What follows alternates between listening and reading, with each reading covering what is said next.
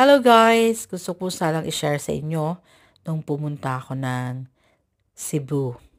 So, nag-stay kami sa Shangri-La Mactan, Cebu. Tapos, namasyal kami dito sa 10,000 Roses. Since kumain kami sa Lantau floating restaurant, next door lang naman. So, dumalaw na rin kami dito sa 10,000 Roses. Ang entry fee for adult is 20 pesos. Hindi ko lang alam sa mga bata, siguro libre. Pero adult is 20 pesos.